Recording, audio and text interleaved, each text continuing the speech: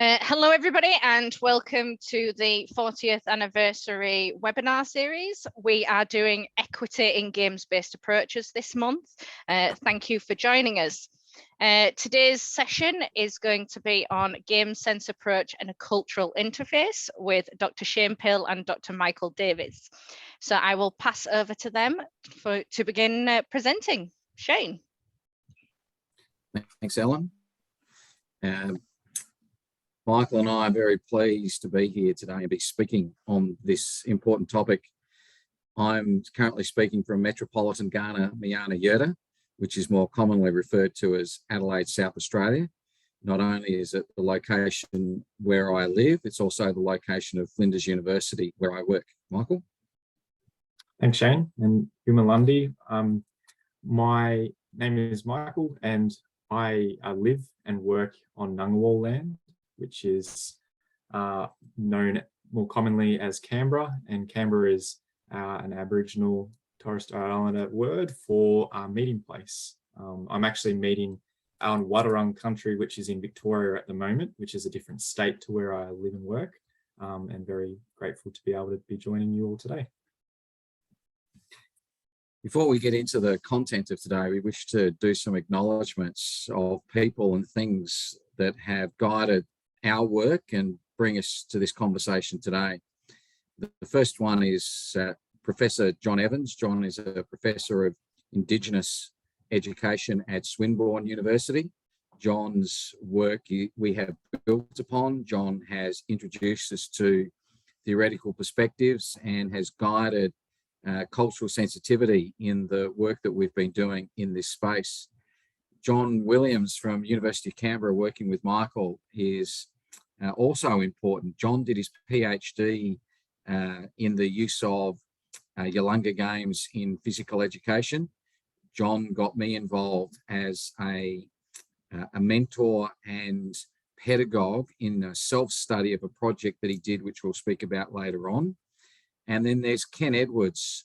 Ken, together with Troy Meston and also John Evans, catalogued around about 70 games played by various Aboriginal nations in Australia. He went to interview people of country. He also went to the archives and looked at what had been recorded of observations of settlers and what games they saw them playing. And he took that work to the Australian Sports Commission, and that resulted in the traditional Indigenous games resource known as Yulunga. We also context this within UNESCO's policy framework that sport has the capacity to help make the world a better place because it provides common cultural experiences. And we can see just about all cultures played sport in one form or another. And we define sport here as a codified or an understood rules-based activity. So people come with an understanding of what the rules are, understanding what the objective of the game is, and then willingly participate in that activity. So sport doesn't just mean badminton, it can mean two people in a park playing a racket activity that involves hitting the ball between each other. Also informing our work is a couple of important perspectives. And the first one is that in this country, there is unfinished business in making amends and being able to walk together with First Australians.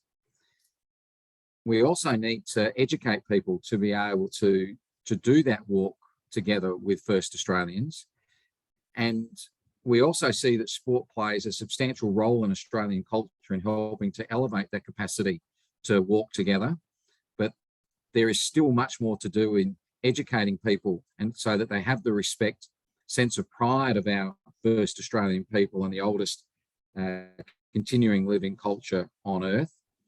And that provides us as educators with a unique opportunity and a unique position to be able to influence that capacity for people to walk together. The work that Michael and I will talk about today comes within the broader perspective of decolonizing physical education and sport programs specifically within physical education. We acknowledge that physical education curriculum, like a lot of curriculum in Australia, was part of trying to make Australia British and served as a colonial instrument to create a particular type of society. We are much more aware now of the hidden curriculum, which is the games and sport we teach in our health and physical education programs, being primarily the British games and games of British origin. And there's an opportunity to break that perpetuation of a narrow perspective of games playing, and that's part of the context within which we talk about today. Part of breaking that narrow context of educating the physical education in, through and about the movement is embedding Indigenous Australian perspectives. And we bring to this an understanding that it's more than embedding the perspectives, is more than just giving an acknowledgement to content. For that, we use, for example, that people might play games from the Yulunga resource and go, we have given an Aboriginal and Torres Strait Islander perspective on physical education. Our argument is that providing the embedding is more than giving an experience of Aboriginal ways of being, such as the Yulunga Games. It's also about how we teach that content. And to that end, it's about teaching Aboriginal ways of being and doing through Aboriginal ways of knowing. And we'll talk more about that when we get to the interface of where games-based approach, and in Australia, we talk about a games-based approach through the lens of the game sense approach as the pedagogy espoused by Sport Australia as the preferred way of teaching games and sports within a sporting schools context. So the first project that leads us to the interface between a game sense approach and using the cross-curricular perspective of Aboriginal and Torres Strait Islander histories and cultures in curriculum was the project that John Williams did, where he taught Buroinjin as an Aboriginal game to address social justice in physical education. Unfortunately, John's not able to be with us tonight, but this was with a primary school in the ACT. John actually went into the school and taught the Year 5-6 program. And through this self-study, he was able to examine himself as a non-Aboriginal person teaching Aboriginal content, trying to elevate understanding of cultural awareness. And in this case, it was the absence of knowledge that was one of the awarenesses. Now, Buroinjin, as endorsed to teach in the Australian Capital Territory, is not a game of the local people. Buroinjin is a game of the Kabi Kabi people of southeast Queensland, but the Aboriginal Education Directorate of the Education Department of the ACT has given approval to a version of Buroinjin as a local Aboriginal game, and there's now about a 10-year history of playing that game within physical education as sometimes an inter-school sport program, and has also been used as a demonstration sport before the Brumbies, the local rugby union team, has played a game as well. In that sense, in the ACT, they seem to be more progressed than other states and territories in bringing the Aboriginal games into the curriculum.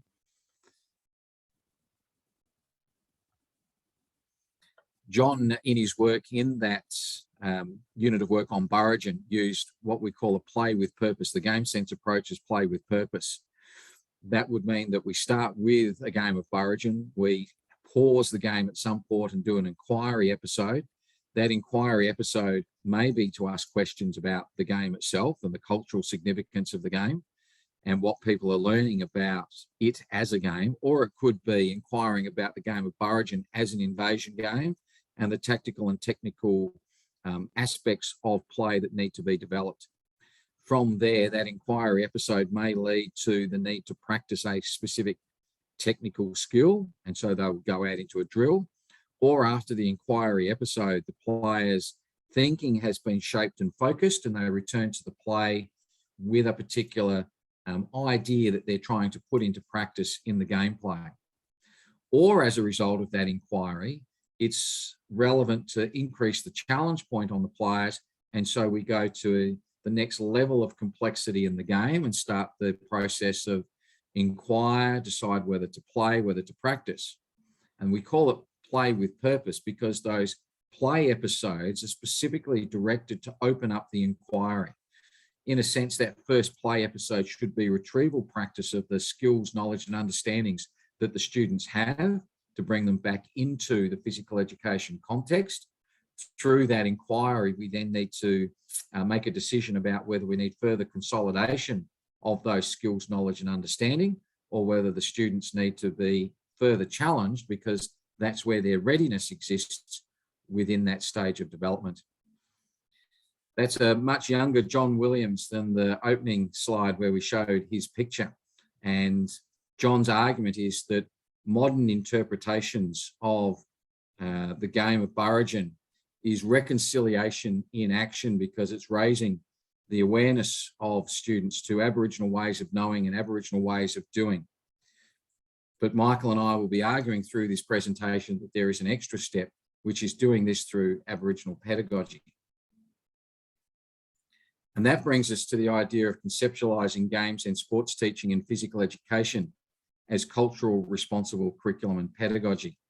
In this conceptual paper, we continue some work started by John Evans in another piece of work, where he started to make conceptual links between Yunkaporta's 8 ways of knowing and the pedagogy of a game sense approach, and in particular, the non-linearity of the game sense approach.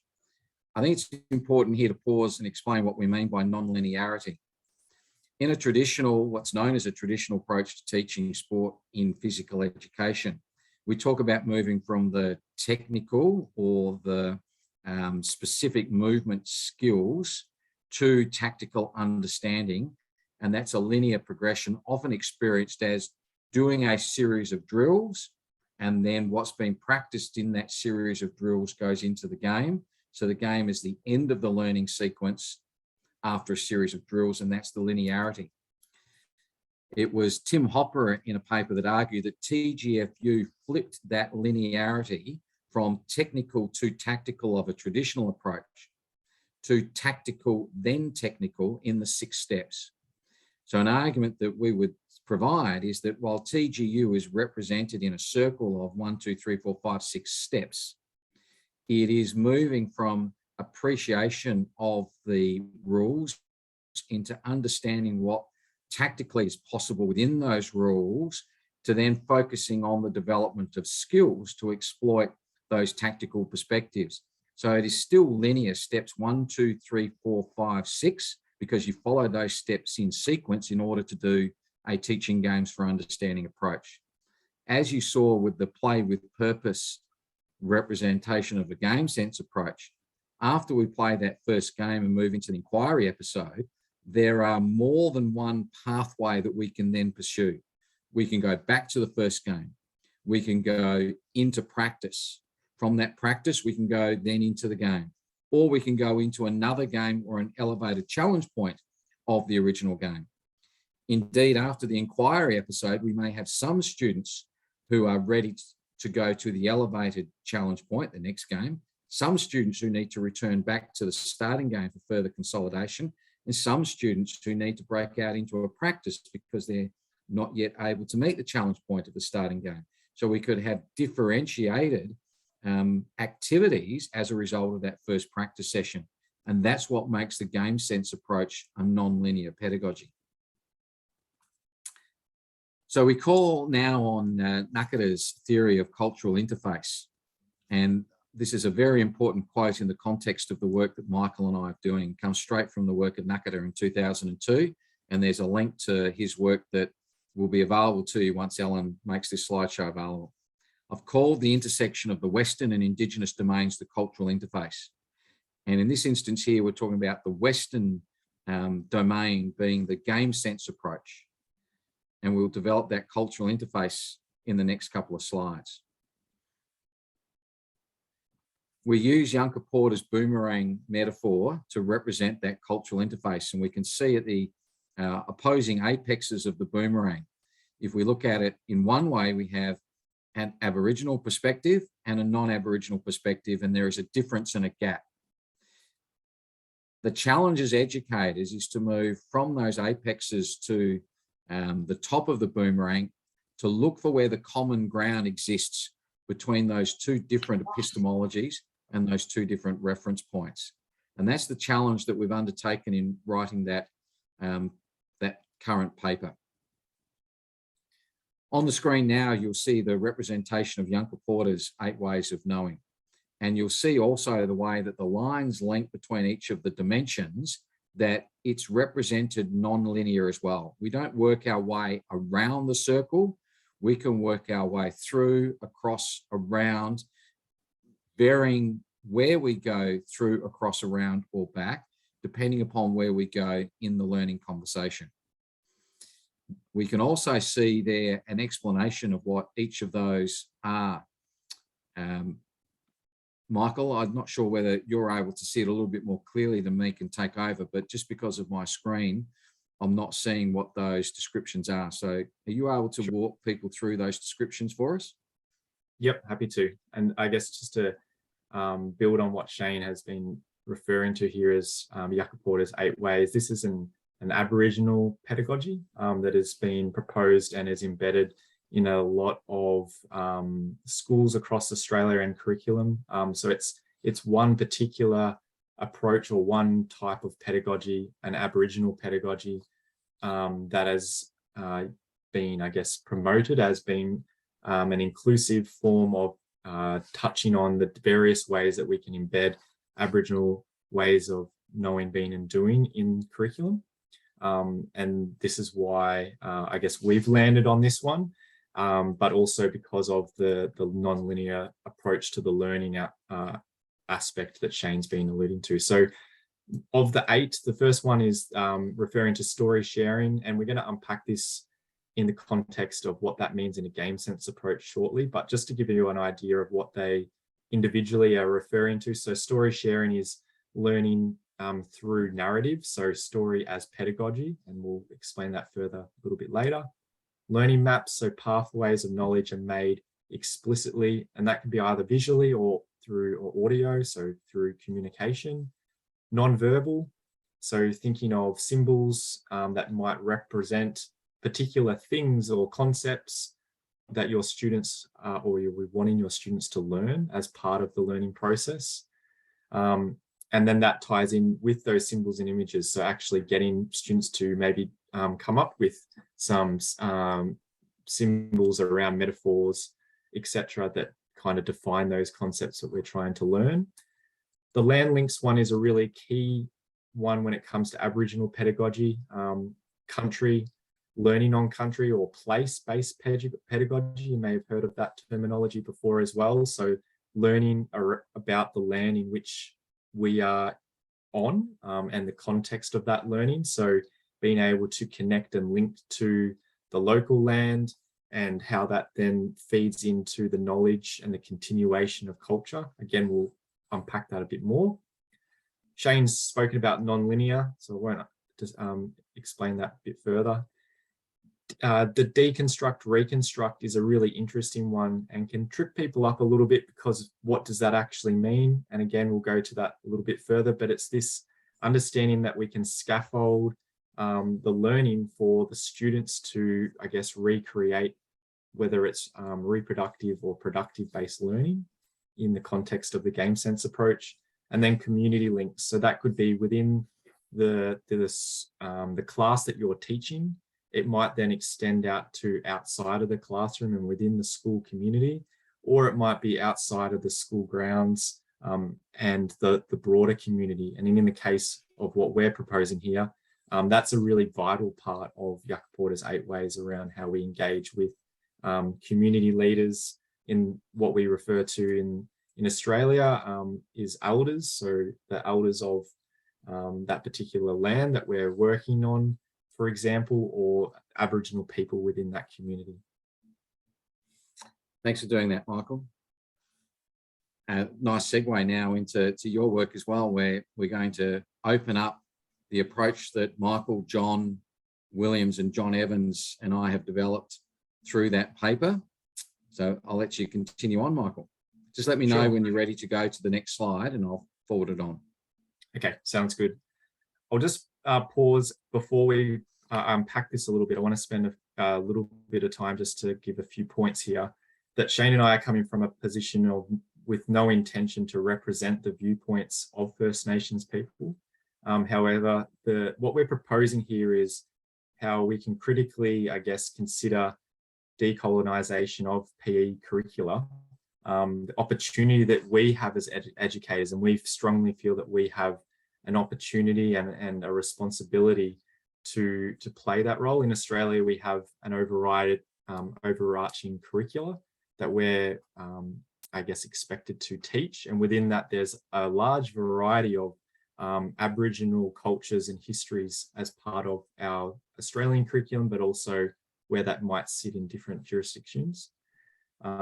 We do have obviously the guidance of John Evans, who Shane's alluded to, who is our Aboriginal academic, as well as some others who have, I guess, fed into this knowledge system. And that's just a really important place to state, not that it devalues what we're talking about here. It's talking about, I guess, the responsibility that we all have as educators in decolonising the curriculum.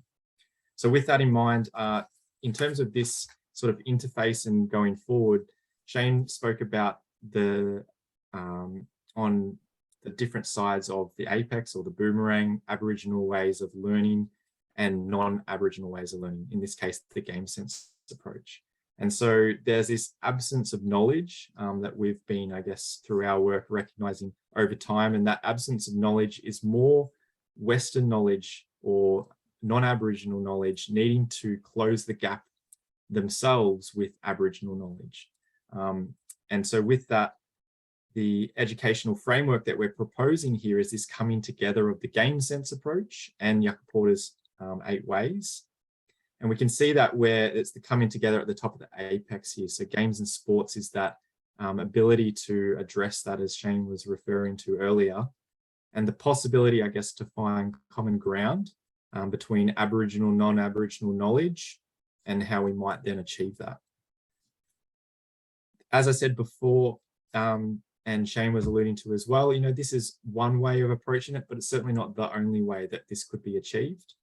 Our approach is recognising that the, I guess, ecological concepts from the 8 ways framework help to, I guess, shape and shift the non-evident areas within the game sense approach, which I guess can elevate how we teach games and sport in physical education by bringing in this cultural interface. So it's a non-versus approach. The Aboriginal 8 ways is no better than the game sense approach and vice versa, but bringing them to this coming together allows for that elevation of what we believe is a really strong approach to decolonising the curriculum. I think we can move to the next slide there, Shane. The key point that Michael's made there is that we're informed by a non-versus approach. We come to this with experience in Meston's spectrum of teaching styles, and a foundational principle of Meston's spectrum of teaching styles is that no teaching style is wrong, but a teaching style can be wrongly applied. So we bring this, I guess, bias to this work of a non-versus view of pedagogy in trying to close the gap between these two, what may be seen by some as different epistemological perspectives. So what we're going to do just briefly now, and then we'll go into a bit of discussion, is just unpack for each of those different 8 ways that I referred to earlier, what that might actually look like if we're talking about using an Aboriginal pedagogy through the game sense approach to achieve that, that cultural interface that we're referring to. So story sharing, a game sense approach, invites the students naturally as part of that pedagogy into this narrative format. So that using story and allowing for students from different backgrounds within the activities that they may be playing, or the modified versions of games or the sport, that they might have prior knowledge, they might have no knowledge at all, but as a result, they are able to, there's a starting point there, there's a story, a background that we can refer back to. And through that, this develops, I guess, inquiry strategies as you as the teacher to, I guess, use that process to tease out the sharing within the learning process. So next slide there, Shane. This feeds into what we refer to as the learning map. So the game sense approach offers opportunities for pathways of knowledge that are mapped from the game. And this can be done visually, it might be done verbally, it might be something that the students are doing within their own, their own minds cognitively, around seeing patterns of play, being able to maybe represent that through a visual representation. You might have a little whiteboard and they're drawing out particular movement patterns, for example. So this learning maps is an opportunity for bringing in metaphor, for example, into your teaching, and feeds into the next way, which is around this non-verbal communication, and the non-verbal then feeds into the symbols. So with non-verbal, I guess the emphasis here is drawing on alternatives to how we might teach PE, physical education. And so the game sense approach is obviously one that we've been talking about here, where it's that shift from the teacher-led questioning all the time, and the shift now is onto the students. So in the game sense approach and using an Aboriginal pedagogy, we're asking students to have more of the hands-on aspect of the inquiry process, for them to have the opportunity to see within the learning itself, rather than the teacher always, I guess, imposing that. In saying that though, it might be, a freeze play within the play where the teacher might point out a particular aspect, and then getting students to try, once they've seen that, going out into and replicating that. So it's a starting point. Yep, next slide. And then the symbols and images. So a large part of Aboriginal pedagogy is around using symbols and images to convey a message. This can be very strong and something particularly in the primary space, so primary schooling, elementary schooling, students really resonate with this, and it's a really nice way to share information very quickly once there's a common understanding of what that means. So whether it be a particular principle, concept, or pattern of play that we're getting our students to understand. I just come in there, Michael. So in a game sense approach, like all game-based approaches, we can recognise games within categories. Those categories are symbolic representations of the game. Those symbolic representations are through common principles through which the game as a knowledge system can be understood. And the starting point in a game-based approach is that knowledge system of representation of the symbols of the game, which we call patterns of play, and how we use those patterns of play to form the logic of the play. And if we don't understand that those principles of play within the game categories, then it is difficult to actually understand the logic of which that game is played.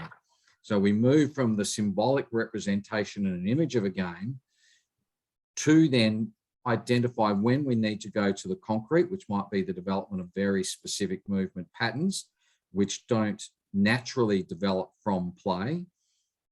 But our initial starting point and differentiation, therefore, from a traditional approach to teaching games and sport, is starting with that symbolic representation. I mentioned earlier that land links is a really critical part to Aboriginal pedagogy.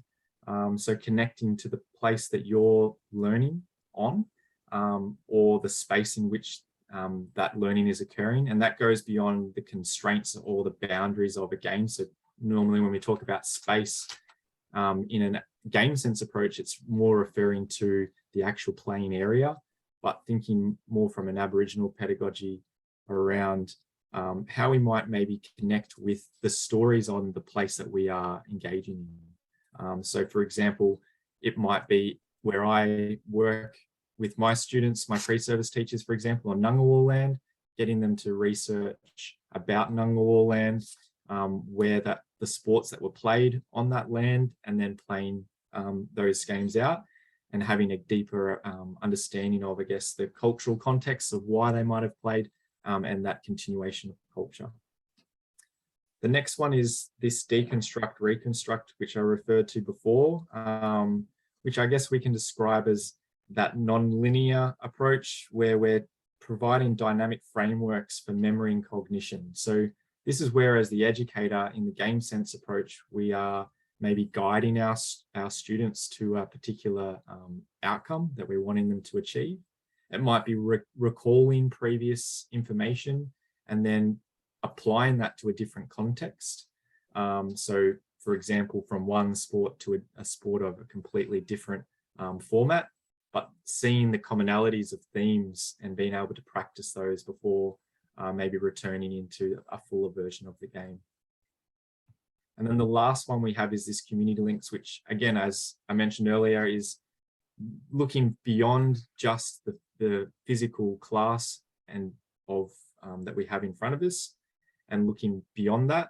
Also, if we're thinking of the game sense approach, it's more around thinking how can we develop the students become more of a thinking player. So tactics and strategies, as opposed to just being competent in a skill. Because we know that when it comes to transferring that into a game-based learning environment, the skill can break down if they don't have the context. So learning in context, therefore, is really critical.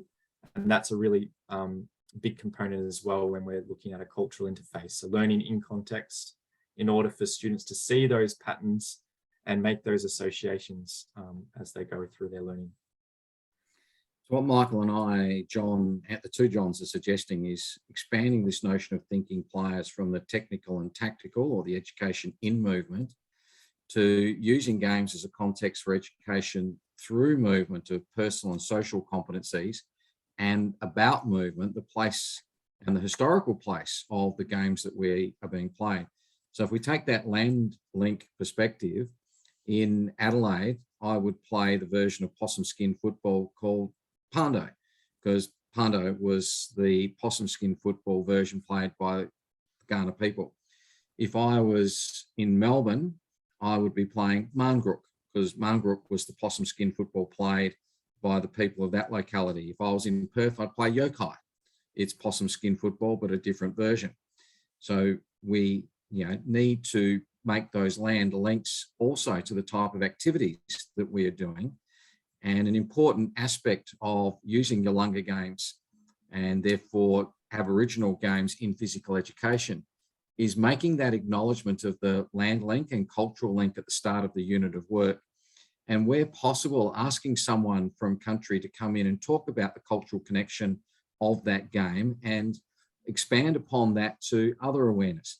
So for example, the game of Parndo, we have descriptions of women playing that game. Now in Australia, AFLW, the Women's League, is the fastest growing aspect of women's sport and Australian football specifically in Australia.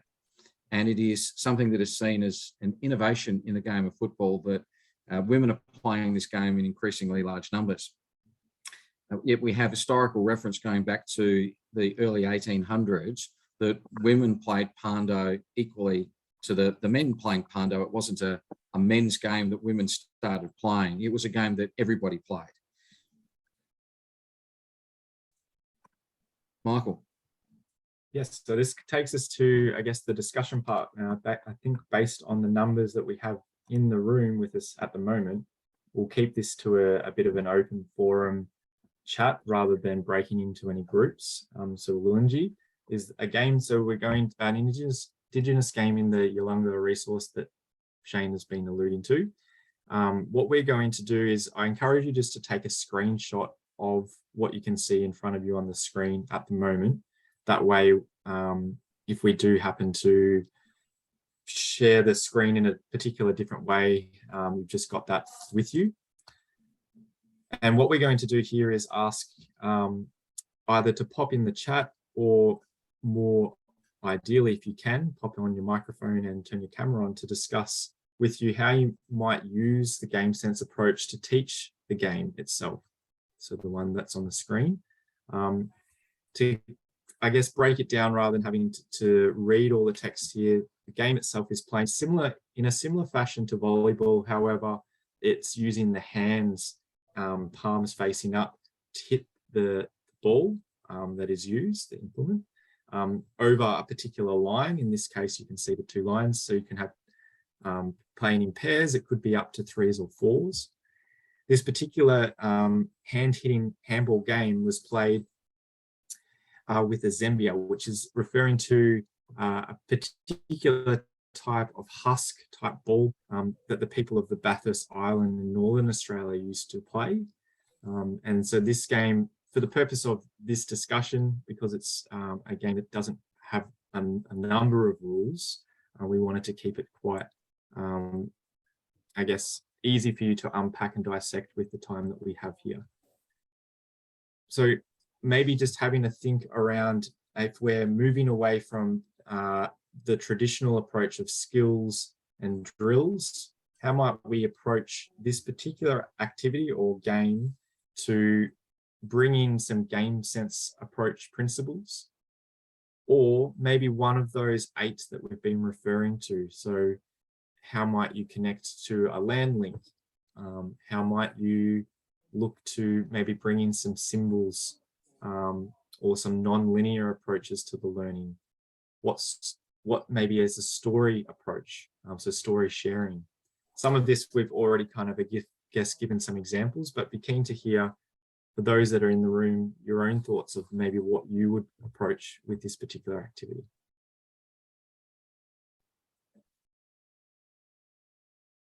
And we're happy to give maybe a couple of minutes. Maybe we give 2 minutes before we maybe start calling on people, do you think, Shane? And we can obviously help prompt through this process as well. I think we count slowly to 30, and then we choose someone from the participants group and ask them the question. Michael, you comfortable with that? Sounds good. There's a couple of people in there that I think would speak on this very well, but I know who they are. So let's see whether your random choice to answer questions draws them out.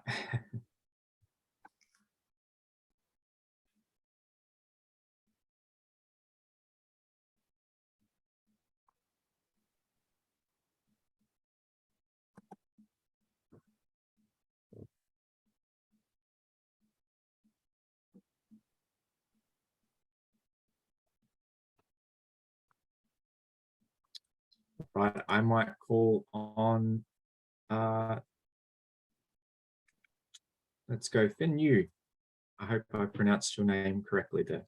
And if you don't mind popping your mic on and maybe providing one example of what you would do if you had to introduce this student, this game approach, or this game using a game sense approach to your students.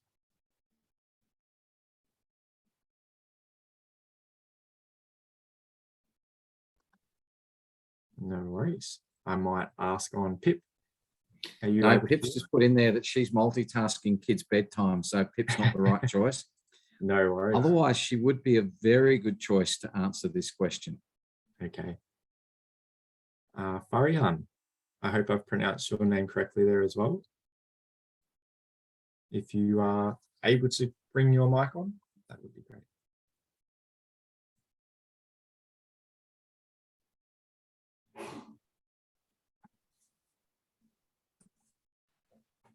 I'm so sorry I cannot open the video. I just can open the mic because now I'm okay. already at my village. So at my village the bandwidth is not stable.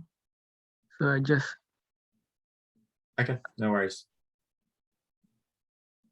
use my phone to attend this webinar.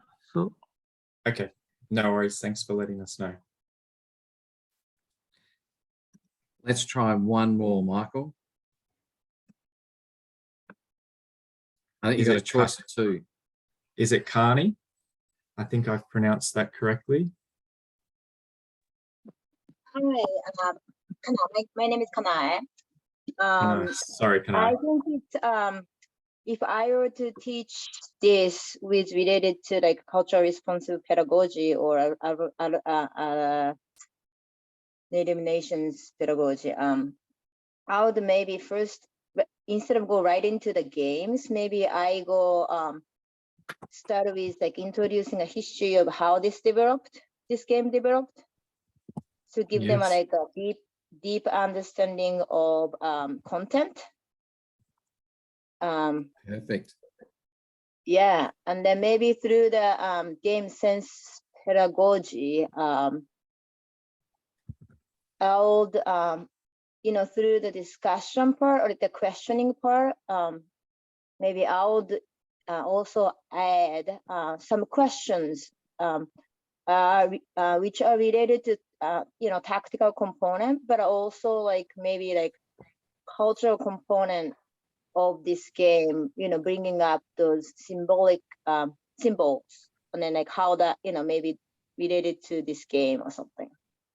Like try to like connect cultural component while they're playing using the game sense pedagogy. That's great. I think that's a really lovely, that's great that you've landed on that first and foremost as an example. I think that's, if we can start from that place, we're moving beyond just introducing and playing a game and actually deepening the educative purpose around why we might introduce First Nations games, for example, and why we might want our students to engage in those, and why we might unpack that in a deeper, more meaningful way. In the chat, Pip just mentioned that she has been thinking about community links and how this might relate to Western ways of thinking about life skills through sport. And I just wanted to touch that on this in the paper that Shane and I and John Evans have been involved in with the Parndo game, which we are in the process of having reviewed. We had teachers engage with teaching this particular game and aspect. And I think an interesting thing that came out of that research was around I guess the more Western or more modern, more those colonial games that are commonly played. The teachers reflected on by being involved in story sharing and narrative as pedagogy for Indigenous games. They reflected on, well, how can we bring that into our more colonial games that we commonly teach? And I guess reflecting in my own practice too, or the sports or the games that we gravitate to on an individual basis, normally there is a narrative or a story behind why we do that. And it's the coming together or the sense of belonging within that. And I think at times we sometimes miss that key teaching element and that social cultural lens to why we might participate in particular things. So a really nice point there, Pip. And I think that's something that can be taught across all types of formats of games and sports. And a really nice take home, I guess, that we have got from this cultural interface ourselves by going through this process. There's many games in the Yulunga resource that can be used in conjunction with other activities that are common in physical education. So Wallagini could be used as a warm-up game in a volleyball class. And there are many examples of that where we can bring in the activity meaningful in terms of its intentional and its use to prepare people through small-sided plays for the both the retrieval of known skills, perhaps also for the development of new skills. And that also is part of this idea of a cultural interface. One way of doing it is to, instead of playing a net court sport like volleyball or tennis or badminton, we can teach for transfer to those sports using a game like Wallagini, which has the same principles of play, so therefore the same symbolic representation of those more commonly used European sports that are in physical education. Or we can do both. We can use the Aboriginal game meaningfully in the class in conjunction with the unit of work that we might be doing in tennis or in volleyball in the case of Wallagini, which is would sit within the net court sports in a game sense approach. Michael, given the time, what do you think we move on to the next part? Yeah, I think so. And then that can offer a few minutes for some questions too. So the current project that Michael talked about being out for review, we did with a school in South Australia, and it came through the framework that we talk about at Flinders University, and Michael also uses at the University of Canberra, which is teaching sport through the lens of a multi-literacy theory, which we call sport literacy. And within that multi-literacy theory, we're teaching sport for functional use of that knowledge in community, which links into one of the important dimensions of Yunkaporta's pedagogy, that the utility of what's being taught is its capacity to transfer meaningfully into life outside of the school gate. We've got these 4 dimensions of sport literacy, which we create a cultural interface through using the game of Parndo. So the education in movement is the tactical and technical complexity, which a game-based approach is commonly used for, the movement competency that is developed in physical education. And we intentionally use Parndo as an invasion game. The education through movement is the opportunity to bring in Aboriginal and Torres Strait Islander histories and cultures to the connection to land, Parndo being a game of the Kaurna people. The education about movement is the opportunity also to develop transfer of understanding from Parndo as an invasion game into games which the students are currently more familiar with because they're more often their physical education experience. In this case, Parndo is a game where we punt a football, a round football. It has very similar optics on it to a game of AFL 9s. And so we can make a connection between Parndo to the game of Australian football, and in particular, the community version of that, which is called AFL 9s. And then the education by movement is that dimension of teaching Aboriginal content using an Aboriginal process. And in the case that we've talked about today, that's using Yunkaporta's Aboriginal pedagogy of 8 ways of knowing. And so this is the framework that the school adopted in the current project that we've got out for review. So we represent that there. We've got the Aboriginal 8 ways in the game of Parndo, and we make the closing the gap by moving to a cultural interface, the connection through Parndo to the game of AFL 9s, and whether as a player or a spectator of the game of Australian football, making that understanding. I was fortunate to be at a talk from Uncle Michael O'Brien last night, who made the point that football was a game that was played very early on in the settlement of South Australia by the British, and they brought the game of Harrow from Harrow School, which was typical in the 1800s, that often the game of football that was played in the colonies was the game that the people were familiar with from their school. So if you went to rugby school, you'd be playing rugby. You went to Harrow School, you'd be playing Harrow School rules. Cambridge School, you would be playing Cambridge School rules as your version of football. But that the settlers would have seen the Aboriginal people playing Parndo.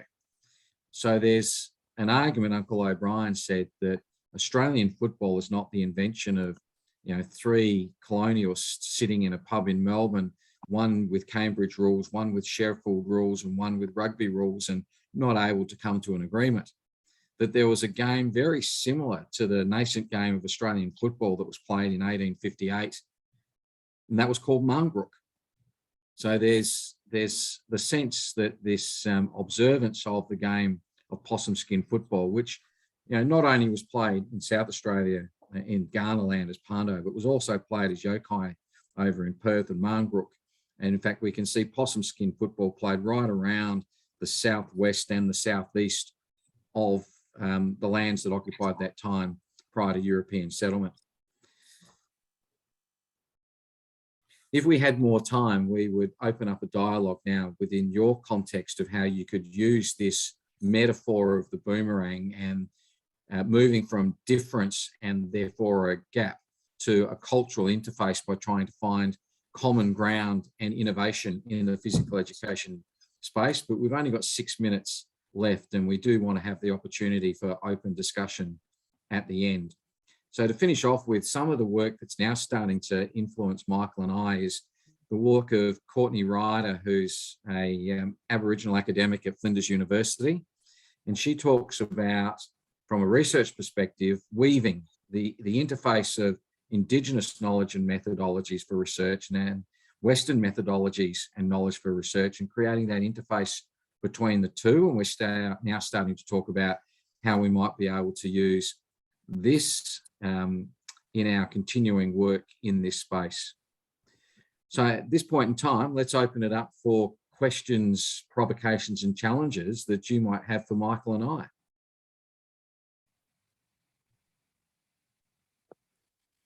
Feel free to open your mic.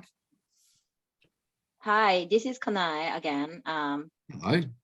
Hi, I have a question. Thank you for the great presentation, and I think this is critical pedagogical concept that not only for Australia, but can apply to many other countries that has a diverse culture, but yet that has only majority culture embedded into their physical education curriculum. Anyway, where have you guys done some research on the actual physical education teachers who apply this concept, and then what are their challenges? If you haven't, what do you think that will be the challenges for the physical education teachers and practitioners to apply this concept in their physical education classes practices? Do you want to do rock, paper, scissors for first go at this one, Michael?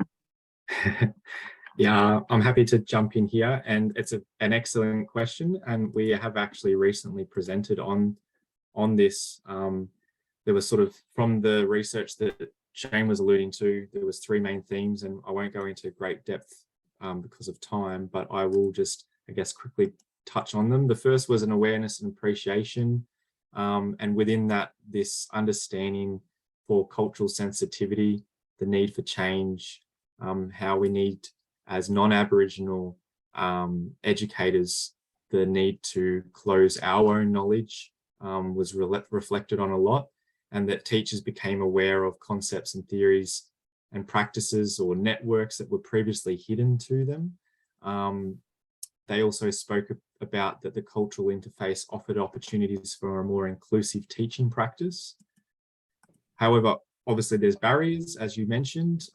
There will always be barriers. The first one was around the pressure of getting it wrong. So the anxiety of not wanting to say the wrong terminology, not wanting to be racist, and not wanting to use any tokenistic or appropriative exclusive practice. And that was, whether that was for the project itself, or maybe also reflecting on seeing what was actually previous practice that might have been in a way that they wanted to move away from.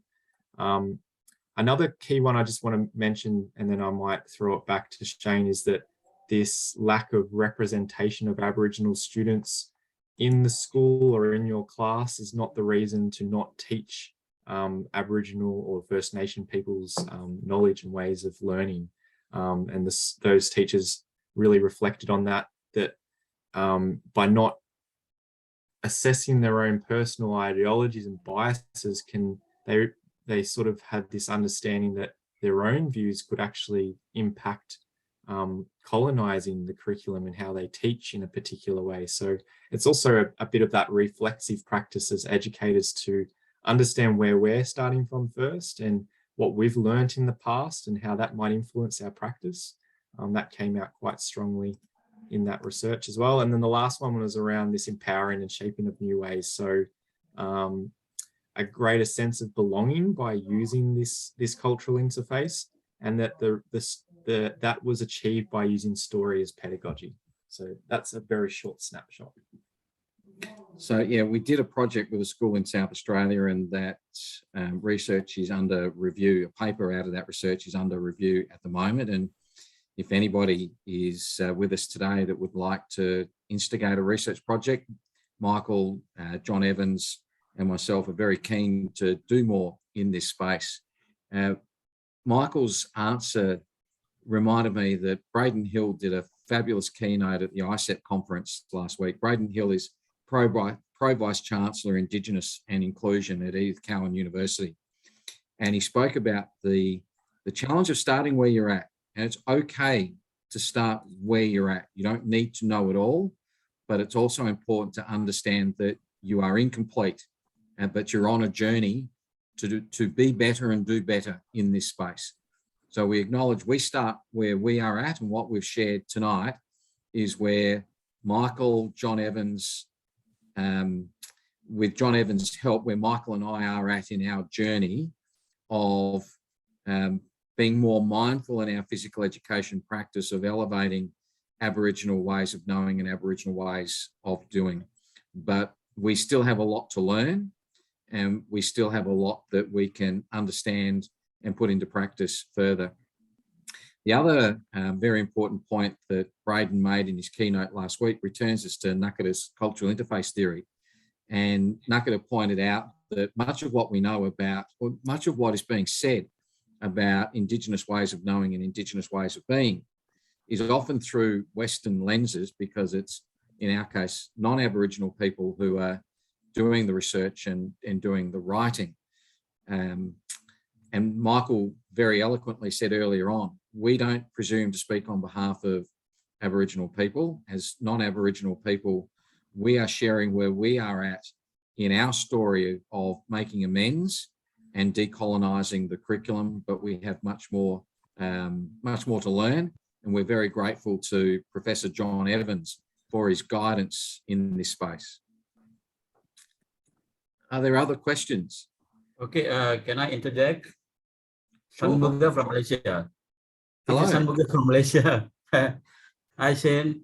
Hi Michael. Hello. Lovely presentation. I'm really enjoying your great work. My question is that, talking about Aboriginal game, how do these Aboriginal practitioners teach the Aboriginal game? Whether they use instructional centered or they do use learner centered? What kind of approach they use? It's a really good question. Now, about nearly 20 years ago, the then Australian Sports Commission funded educators to go out and be available to teach Yulunga games in schools and at sports clubs. And you heard me earlier talk about Uncle Michael O'Brien. He was one of those people who was going around taking the Yulunga games that Ken Edwards, Troy and John Evans had collated and raising awareness of those games by being funded to go out and teach schools, teach kids, teach teachers how to do those games. At the moment, those positions are no longer funded. If you're interested in seeing how it may be traditionally taught, the best reference that I've got is an Australian Broadcasting Commission, so we call that ABC TV in Australia, has a terrific program called Are You Better Than Your Ancestors? Mm-hmm. One of the episodes on Are You Better Than Your Ancestors is on the game of Parndo and how it would have been played and some of the cultural activities that would have occurred around the game. So I'd encourage you to try and find that episode of Are You Better Than Your Ancestors that's focused on Parndo, because that's got a demonstration of Aboriginal people teaching Aboriginal kids the game of Parndo. Meaning to say that they're using narrative to teach the game? Storytelling? Absolutely. Absolutely. That broader sense of story, not necessarily narrative as we've described it in a game sense approach, because our purpose was to find that cultural interface between the pedagogy, but certainly the notion of the story of the game and why we're here and what we learn from the game. And one of the things that I took away from watching this episode is that the person who wins the Parndo at the end of the game, the best player, is voted upon not because they got the most possessions, but they played the best game. So it's a vote of who contributed most to the games in terms of how people were made to feel and included, etc. So that notion of best player is a different to the Western notion of the best player being the person who gets the most possessions, scores the most goals, and dominates the game athletically. Thank you. Great. Thank you. I just popped in the chat for my final comments is, I guess, initially when starting this journey, it's very much focusing as educators when we're wanting to know content, it's around what to teach. And I guess what we're advocating here is to develop a more meaningful practice and advancing that decolonisation of the curriculum. It's bringing in the pedagogy, the how, and that's what the cultural interface is aiming to achieve. that's our hour up, and it's now what, about 8:30 Adelaide time and 9 o'clock Michael's time, and Michael's tells me he goes to bed fairly early, so we might I might call it to a close there, and unless there's a compelling last question that somebody would like to ask. Is there a compelling last question? We've got one more in the chat from Pip. It just says, I'm just going to quickly read it out. I'm not going to articulate this super well, so I'm trying to type on the phone. I think it would be interesting to explore those community links from Yunkaporta, what you shared about the ideas of skills, but then also Jury's work that Ryder uses too around shared benefit. Just a comment more than a question. And that's one of, I really appreciate that, Pip, and I'm mindful we had a really good discussion on a related aspect of Aboriginal pedagogy and teaching not long ago. And it's one of the great things about doing these sessions is that people are able to help us with links, as you've done there, to Jury's work that will help extend the work that we're doing. So thanks for putting that in the chat box. Ellen, we'll pass back to you as hosts to wind up. Thanks everybody that joined us tonight, and thank you for the questions that you've posed for Michael and I. Thank you so much, Shane and Michael. It was a very informative and fantastic presentation. So thank you for joining us today and sharing your research and practice. We're very grateful for being a part of the 40th anniversary celebrations of games-based approaches. I just want to make a note here that we do have another webinar which will be happening this Saturday.